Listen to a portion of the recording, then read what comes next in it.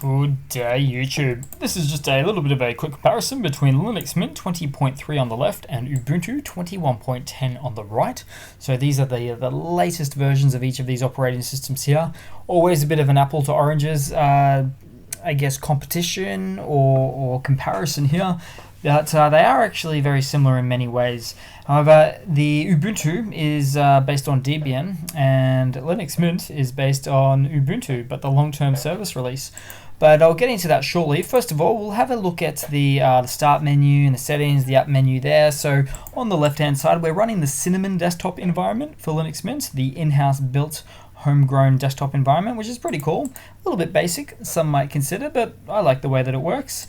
It gives you options to have a look at all the apps, download some software, sorts out by category. That's quite nice. Similar situation with Ubuntu on the right. Let's just close that out of that there, and we can swipe between and have a look for apps, you know, whatever it may be. The Microsoft Edge browser. But also, if we were to maybe have a look at the File Explorer, now they are running on a very similar, but maybe not the same. So it's called the Nemo File Manager on the left, whereas it's called the Files, or the GNOME Files File Manager on the right, but basically is the same thing. You can see they're colored differently to represent the actual operating systems to which they're a part. So Linux Mint is very green, and Ubuntu 21.10 is very dark blackish. Now, if we jump under the hood for just a tick, we'll find that, so I mentioned before, this is running on the long-term service release of Linux Mint, of Ubuntu, Linux Mint is, which means you are going to be dealing with an older kernel.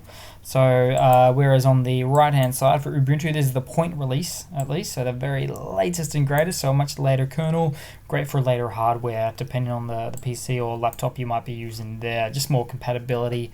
Availability there.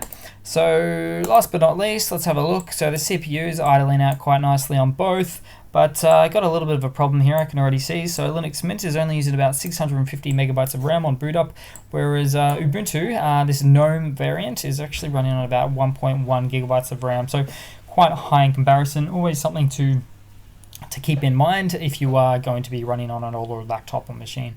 So thanks for watching. Please leave a comment, subscribe, hit that like button, and I do hope to see all of you guys there in the next one.